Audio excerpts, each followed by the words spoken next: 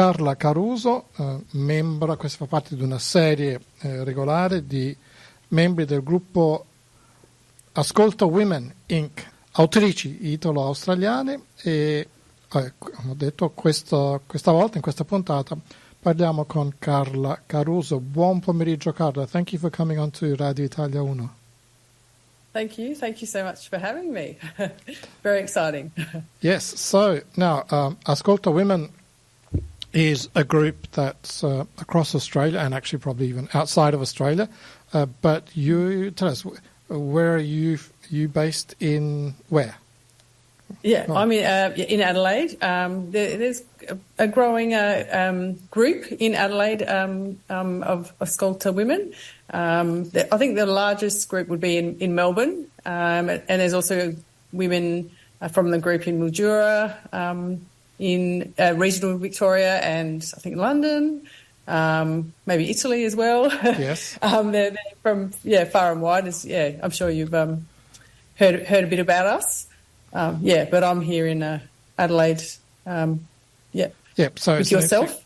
Interesting group that has started, I think, around the time of the lockdowns during the COVID pandemic, and has developed obviously a good strength and a good following, such that you're now even an incorporated group. So I said you're a group of authors, Italian-Australian authors. What sort of authoring do you do? Authoring. I like that. I hope to use that. My background is journalism, but I always, like many journalists, had a book or any in me, I hoped. When I was younger, I wanted to write books, but my parents said, get a real job, which luckily I did. So I write. I have written fiction for women's fiction, I guess you would call it, even though we're not meant to categorise by gender these days. But, I guess that's what it used to be called, like women's fiction, for HarperCollins and Penguin. One of my books, The Right Place, did really draw on, that was probably the first time I really drew on my Italian-Australian heritage. I show a book that was a bit promo-y at The Right Place. That really drew on. That was a book I'm quite proud of, because it did really draw on my dad grew up in a market garden on Marion Road, and I put a bit of that in there, and my mum's recipes, and a bit of my nonna's migration story, which I'd interviewed her for a uni essay. I thought you might find that interesting, having an academic background, and that came in handy because I used some of her words in the book. So that was really special to have done that. Okay, well let's pursue that a little bit. So how do you write a story? So we're calling it fiction, but there's real life aspects into it. Yeah, I actually I didn't realise what I wrote, but I saw something called autofiction the other day. It was a movie and I was like, what is autofiction? Is that like books inspired by like cars, I thought. And I looked it up, I thought that's sort of what I do and what many authors do, which you steal from real life, so it's a bit of a blend of real life and fiction. And I've written a few books since that didn't go anywhere, I have to say. It's a tough industry. And I think it's because I didn't want to put myself in the books as much, my family, and they just didn't work. Like, I think for me, I have to really sort of, your story is your own unique story to tell and the way you tell it. And I think I have to really sort of mind my own life. Like, that seems to be the best way for me to tell stories. Because I've written a few books since that, like I said, that were flops. So, I think, when I've been more authentic, as a bit of an overused word, but that's when it's sort of struck a chord with people. Yeah. Yeah. Okay. So what's the process of writing a book? 'Cause I've done some writing, but not fiction, not as a book, and it's tortuous and sometimes difficult and I think painful. all types of writing is pretty torturous. Why do we do it? But with this book, I had written a few books before. Some were just ebooks, like when that was a big thing, and I, was starting out as an author. and I'd always written quite Aussie characters because sort of back in the day, you had to, like, I remember being told, like, you don't want characters with names that are too exotic or hard to say, or, you know, I sort of Australianised my work in the past. And then this was the first time I thought there was a bit of a trend for rural romance, so country romance books. And I thought, well, migrants, you know, where's their story? You know, they're part of the, you know, bringing the food to people and, you know, building these country towns and that sort of thing. So I thought, well, I'm going to do an Italian twist on this trend and see what happens. And that's what I did. So instead of having an Aussie farmer wearing an akubra, I had a market gardener, so with his tomatoes. I guess that was my little, I don't know, not challenge to the industry, but sometimes it makes me a bit angry that it's always can often be sort of young, blonde, blue-eyed heroines and that sort of thing. I wanted to tell a different story. It's interesting. I've heard this kind of story a few times. Another case was a person being advised to use maybe the husband's Anglo name rather than her own Central European name as the North. Yeah, and I can understand, like, if you want to read things quickly, you don't want to have too many complicated names. Like, you know, you do want to keep them fairly short. But yeah, I guess from now on, I always want to write like Italian characters. Because that's what I know. Like Italian Australian, I should say, because as you know, I couldn't do this interview in Italian. Yeah. But I don't want to have to write someone else's story anymore, I guess. Yeah. Okay. Yeah. So what's the process? Do you just sit down one day and say, start writing from page 1, go through to page whatever, 150 or 500? I have a lot of writers would relate to this, and that I have a lot of stories like talking to me in my head. So I have in my phone, I'll keep notes of these different stories, and it's sort of the one marinates the most, I think, is the one that keeps at you, because you'll have some story ideas you'll get excited about, and then they'll fizzle out. So at the moment, I have one because I'm one of 3 sisters, and set on an orange farm that I would like to pursue, and it keeps sort of, because I'm trying to write a teenage book at the moment, but this other story about the sisters keeps sort of, I'll just get little ideas, or the characters will talk to me. It sounds a bit crazy. So it's just, a story has to kind of marinate a bit in your head. I think you couldn't just go, or maybe sometimes in the past I have started a story too quickly and it just doesn't have enough depth to it yet. I remember an editor saying it's all about the characters, so it's not so much about the plot. Like if a reader doesn't love the characters, they're not going to want to keep reading. So you've really got to try to build strong characters, I think, and sort of have a good idea of them in your mind before you start writing. And then, I'd sort of, once I've written down 10,000 notes and, it's time to start, I'm a bit of an in-between, like they say, like a plotter or a pantser, someone who writes by the seat of their pants, or someone who really plots. And I'm a bit in between, so I'll have sort of a loose kind of plot, and then I need to have a bit of room for flexibility in between and a bit of creativity, and to see where the characters go. But I sort of know where they're going to end up, and sort of the big moments. Yeah. It's a big moment. So that's my process. Yeah. Okay, and you're talking about the characters. The readers need to want to relate or like or whatever, or dislike the characters. So obviously somehow your characters are connected with the hopefully.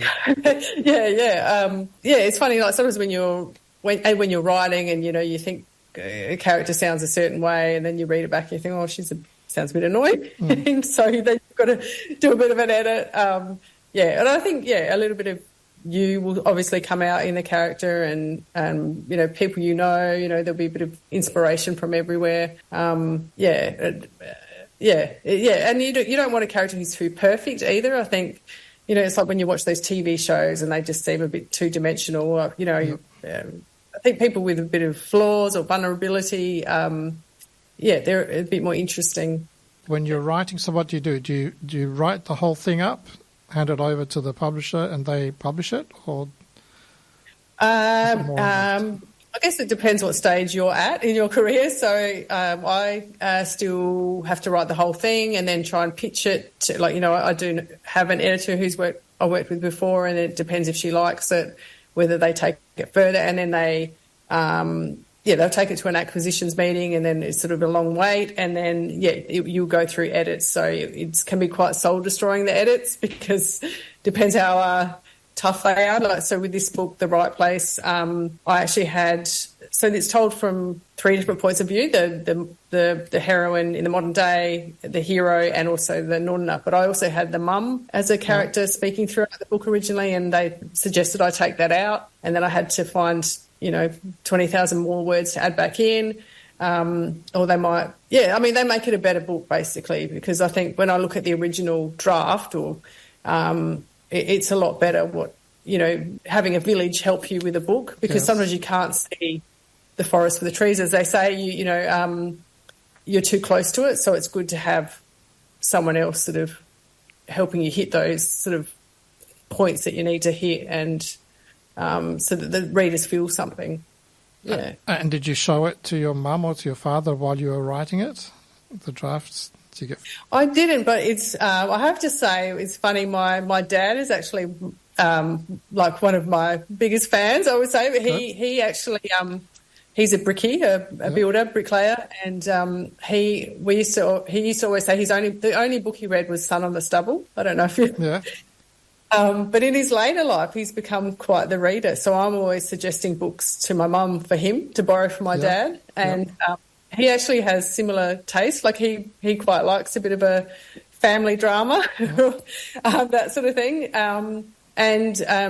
So he has read some of my books, and sometimes that's a bit embarrassing because there will be a little bit of romance and things like that in there. And I remember him asking me, "Did you actually write all the words, or does someone else help you with them?" But yeah, he actually. He's more of a fiction reader than my mum, even though my mum was the one that took us to libraries when we were young and sort of kick-started the addiction for books. My dad's the one now that's the bookworm, weirdly. Cool. Okay, I'll have a short break now for some messages from our sponsors, and we'll come back to speak to Carla Caruso from Ascolta Women, Inc. Radio Italia 1. Carla Caruso, you've got this interesting book, and you're thinking that putting in real-life aspects is an important contributor to making it relatable, I guess, to the readership. You mentioned journalism before. Tell us about that. You've worked as a journalist, and you continue to do some journalism? Yeah. So where did I start? I have to think back. It's been a while. I started out at a country newspaper back in the day. Do you know where the Big Lobster is in Kingston? Okay, I've heard of it. Yes. Yeah. I was from the city, but that's sort of back in the day, and maybe still today. You'd go to the country to cut your teeth as a journalist, and then from there. Yeah, I worked at the Advertiser. I actually tried 3 times to get in there and got in the 3rd time. It was quite competitive back in the day to be a journo at the Tiser. It was quite. I guess it was the pinnacle, or quite a golden time for newspapers then, because there weren't the websites around that there are now. There wasn't the competition like In Daily or Glam Adelaide or those other places. The Advertiser was kind of it. I started out in general news, and then I did sort of some more fun stuff like, writing, as I have mentioned to you before, for Adelaide Confidential, the gossip column, and was a fashion editor as well. So that was sort of being from Adelaide, I wanted to work for magazines, but there were none here. So to do those sorts of things in Adelaide, but for a newspaper was like a dream for me. But yeah, working for a daily newspaper, it was quite stressful. Like, wasn't the best paid, as a young reporter, and you did a lot of overtime and public holidays, weekends, that sort of thing. I couldn't imagine doing it now that I have kids. It was a commitment. It was a lifestyle, but it was really great, a foundation as a young writer, because, you're having to write to daily deadlines, and, you've got to get people in a photo for a story that day, and you're writing multiple stories, and you've got people contacting you, and you could go to events, and you interview people from all walks of life. And I have to say, probably speaking to celebrities can be some of the worst interviews. They're not, especially comedians, they're not always the easiest people to interview. But yeah, it was fantastic time. Got to go to fashion weeks interstate, and be front row at the David Jones show, and go to lots of glamorous sort of events. So it was a time, very long ago, but it was a great time, for newspapers and that sort of thing, and the media. And to think now, like, how much the media has changed. I couldn't have imagined that when I, was a journalism student. But there's just different opportunities now, I guess, in the media. And then from there, went to Sydney. That was always the dream, because that's where the magazines are, and it's sort of the, where you go, if you want to really make it big in media, I guess. And I still work for News Limited there, but it was a commuter magazine called 9 to 5. And then the parties were, that we got to go to, the events were even more glamorous, because, you'd be on, I don't know, in a yacht, or, or some party for a champagne brand, or, and got to interview some even bigger celebrities. I remember, the Kardashian sisters back before, just when they were on the brink of fame, they just started their show, getting to chat to people like that. So that was sort of another level after, working in Adelaide. I was going to say, Mr. Big from Sex and the City was at a party, but he's a bit more controversial these days, so maybe it's not one I should mention. Or Snoop Dogg, that you'd have those sorts of celebrities at events, but you'd just be the boring old journalist. But I was there. And then, so when I went to Sydney, it was around the time of the financial crisis, which was not good timing. And I'd always want to be a freelance journalist, so I put up my hand for a voluntary redundancy, and pursued the freelance journalism thing, and while also sort of starting to write books, like trying my hand at that. And you sort of think, now that I have kids, I think I took a lot of risks. When you think about it, I wasn't sort of thinking about. You're just a bit of a go-getter when you're young, and, I'll just try these things and see if they work. And, luckily in the end I did get a book deal and things like that. But, it was sort of an interesting time. And then, back in Adelaide, and I have twin boys who are 11 years old. And, so still sort of freelancing and trying to write books, and the events I go to these days are more family friendly. It might be like we're going to like the old Adelaide jail to do a review and things like that.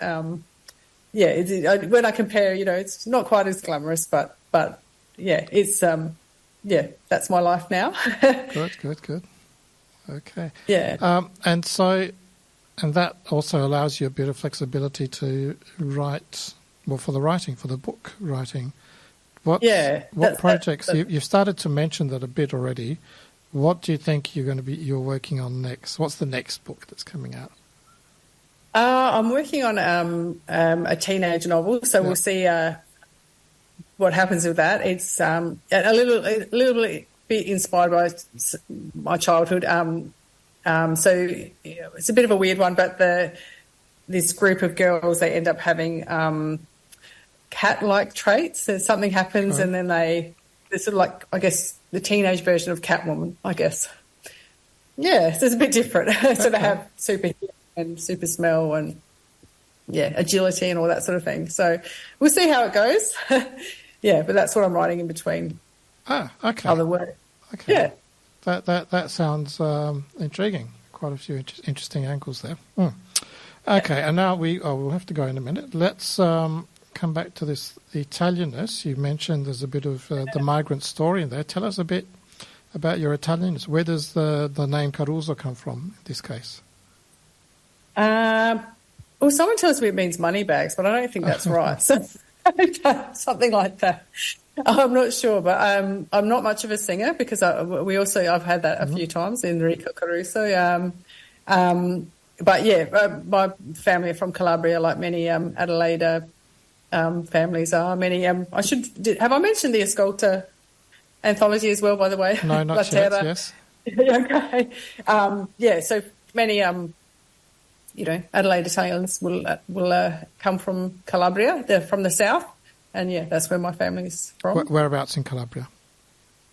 So a little place that no one's ever heard of called Aquaro. Okay. Was my mum's side, and then my dad's, I think, Sinopoli, which is more well known. It's a major centre, better known. Yes. Outside, yeah. Okay, and have you visited those? I haven't. I've looked across the water from Sicily at Calabria, but I haven't actually been there. I think because my Italian's not the best. I'm a little bit. We have met relatives in. Actually, we have some relatives in Torino, and we had once a dinner with them, my sister and I, and it was just so hard to communicate because our Italian's not very good, but we tried. or maybe you just weren't so confident. Huh? Yeah. Okay, so now as we close off, is there a song or a singer you would like to choose to leave with? I used to like a bit of Eros Ramazzotti back in the day, so I don't know if I could play some of that. Okay, just a second. Did that work? Yes, so Eros Ramazzotti, vediamo. What do we... Was there... they did a song with Cher. Eros Ramazzotti and Cher, Più che puoi. Okay, let's try this. I wasn't aware. Yeah, I don't mind Cher. Yeah. Okay, well, thank you, Carla, for coming on to Radio Italia Uno dell'Aide. Nice to see that the Italianness has been allowed to come in and has been accepted into the market, and that good luck for best wishes for the rest of the future work that's coming up. Thank you. Thanks so much. So, Eros Ramazzotti and Cher, Più che puoi.